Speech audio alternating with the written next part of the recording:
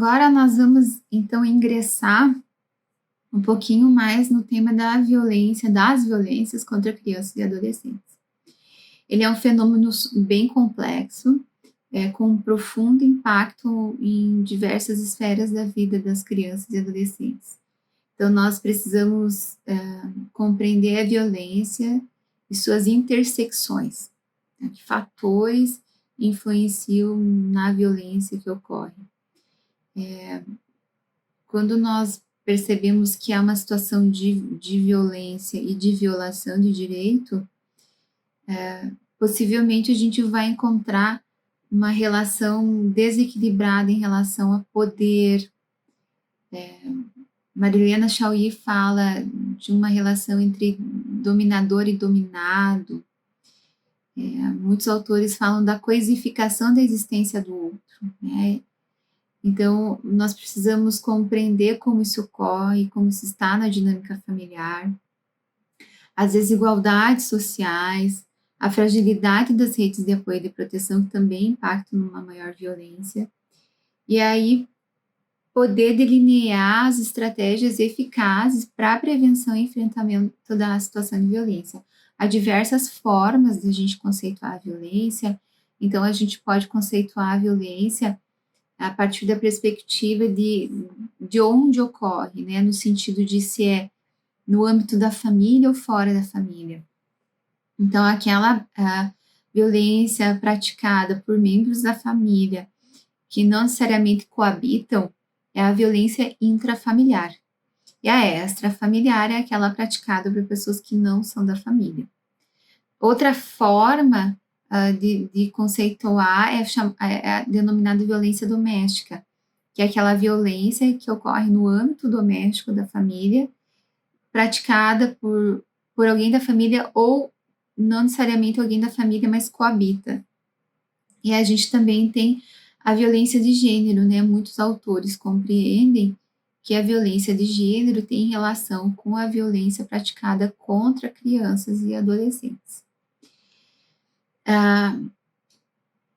A gente também pode entender a violência pelo tipo de ato praticado. E aí nós podemos recorrer ao conceito da própria legislação, né? Aqui menciono destacadamente a Lei 13.431 de 2017, que traz a definição de algumas violências. E depois nós temos também a lei específica que tipifica a violência institucional, que é 2022, 2022 também, a Lei Henri Borel, ela acrescentou a violência patrimonial na Lei 13.431. Então, a violência física é todo aquele ato que cause dano à integridade física da criança e adolescente, podendo inclusive levar à morte. Em geral, é uma violência que deixa marcas, e por vezes é a partir de uma violência física que ocorre a denúncia e que são descobertos outros tipos de violência, como a violência psicológica, que é um tipo de violência subnotificado. Muitas pessoas não dimensionam a gravidade e o enorme prejuízo que a violência psicológica traz, e ela, por vezes, aparece associada a outras violências. Então, humilhação, rejeição, discriminação, bullying. A gente tem uma lei, inclusive, nova sobre bullying. São violências psicológicas, e, inclusive, a alienação parental ela está na lei como a violência psicológica, apesar de que, tecnicamente, eu não utilize isso como uma definição, né? A gente, na psicologia, chama a alienação parental de violência psicológica ou abuso psicológico, mas é uma definição de lei, né, de um fenômeno legal descrito na legislação. A violência sexual, que ela pressupõe abuso de poder.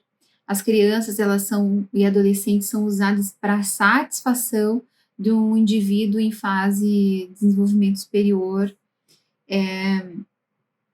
Ela é dividida entre abuso sexual, exploração sexual e tráfico de pessoas.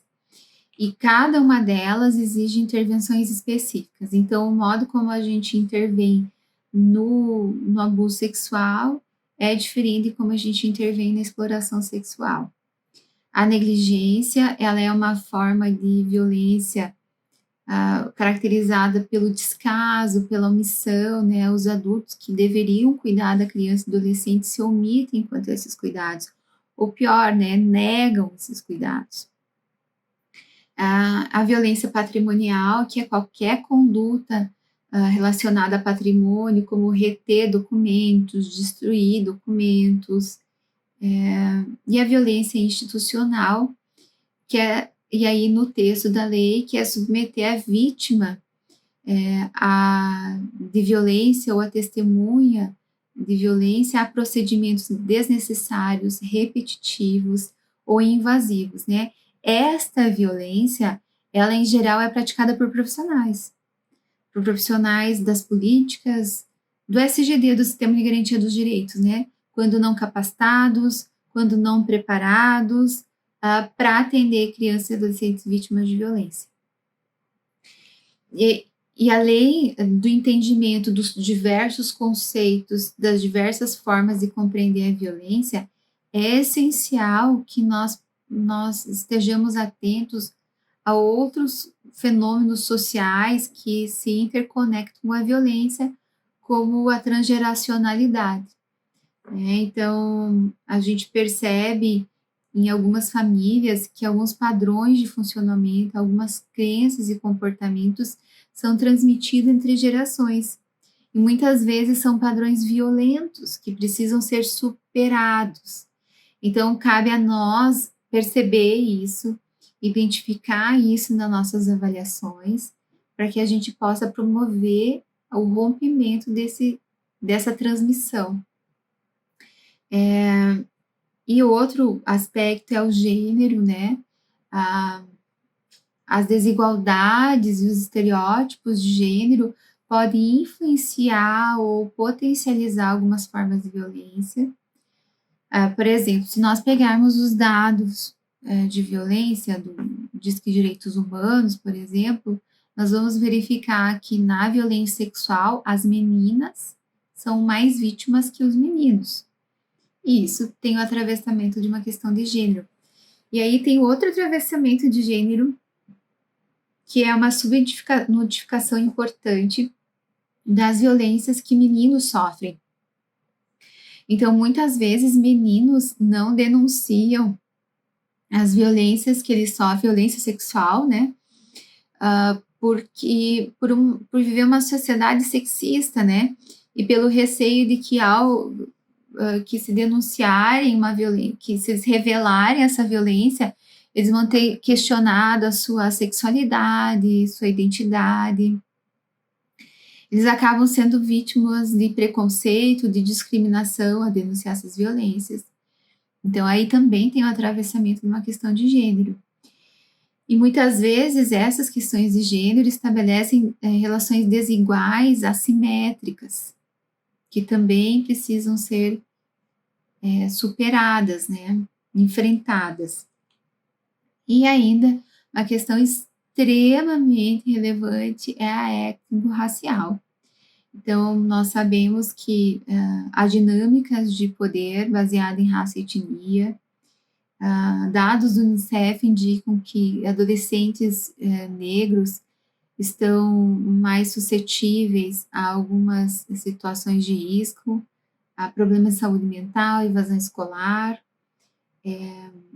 o racismo e a discriminação, por vezes, limitam as oportunidades, e a gente precisa analisar isso nos nossos estudos, né? A presença de algum tipo de racismo e discriminação. Então, ao trabalhar com violências contra crianças e adolescentes, a gente vai fazer a avaliação, né? Essa avaliação, ela tem que contemplar múltiplas fontes de informação.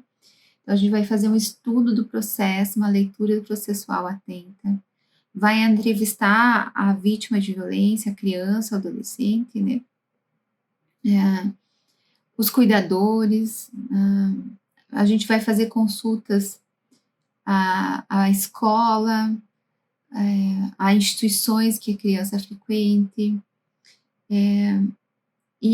Aqui a gente precisa entender também que a criança, ela vai ser ouvida de uma maneira especializada e protegida.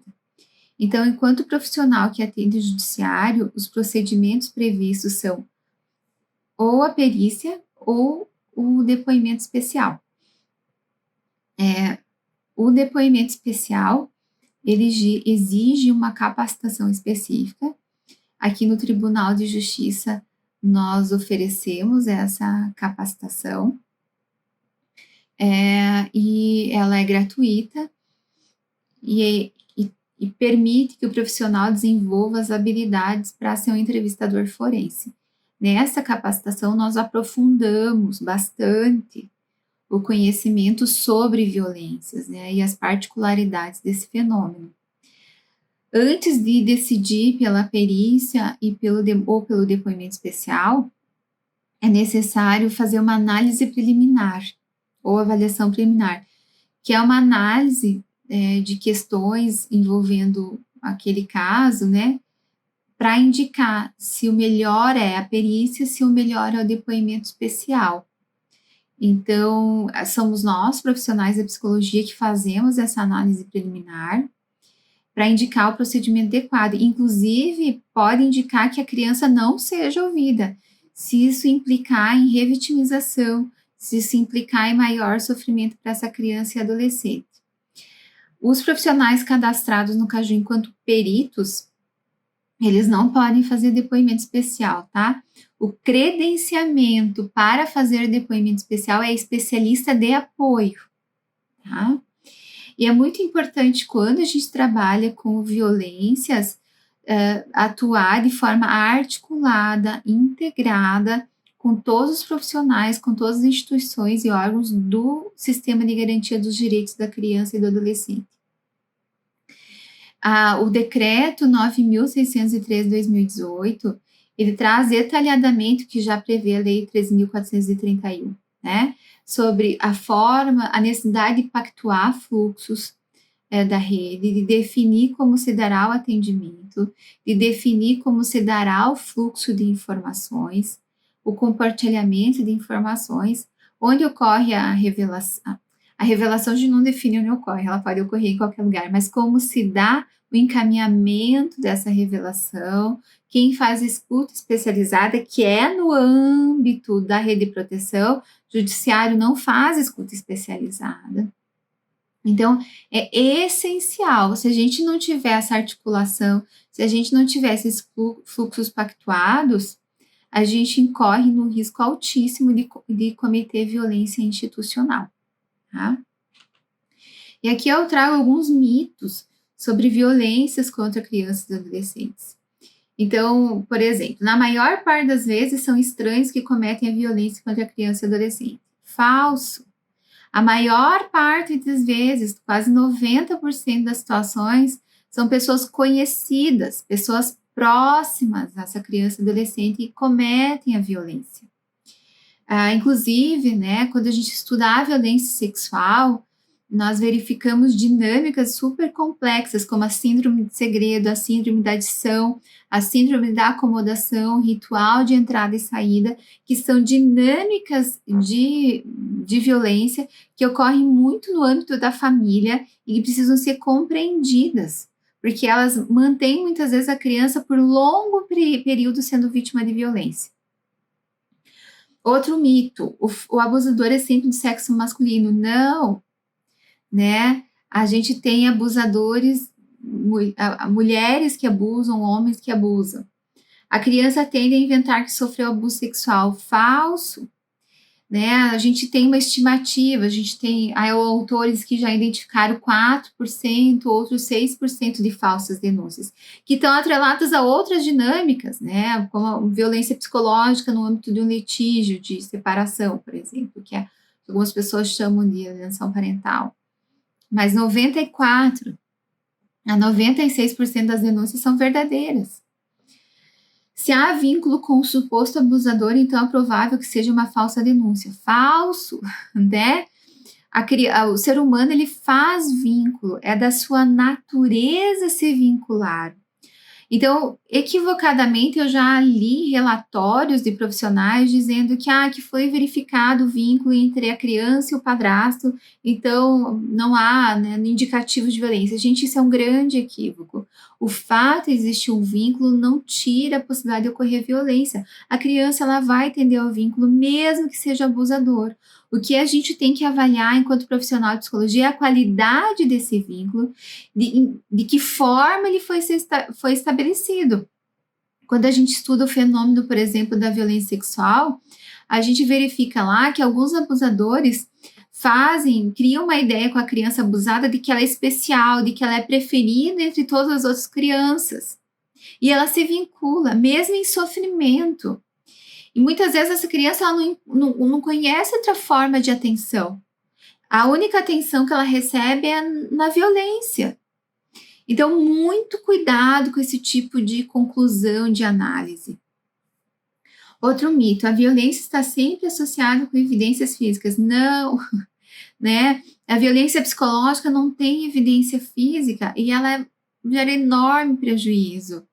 A violência sexual deixa evidência física em cerca de 5% apenas das situações. Há várias formas de violência sexual. Se a gente for pensar, por exemplo, no exibicionismo, né? Quando uma criança, o abusador, ele exibe seus órgãos sexuais para a criança. Isso é uma violência sexual que gera um dano super importante, mas não tem uma evidência física. E muitos abusos sexuais não deixam evidência física. Tem características fisiológicas, físicas dos próprios órgãos genitais que, por vezes, não permitem que fique o registro físico daquela violência.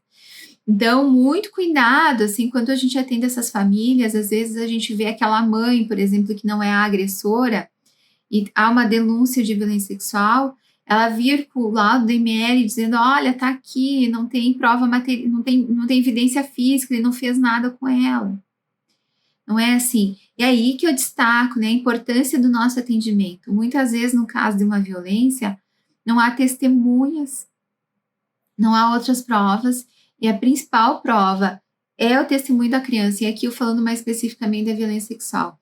As outras violências a gente consegue encontrar talvez outros dados, né? A violência física, talvez a gente saiba, tem outros membros da família que viram violência física. Então é muito importante que a gente compreenda o fenômeno da violência. Ele é complexo, como eu já falei lá no início.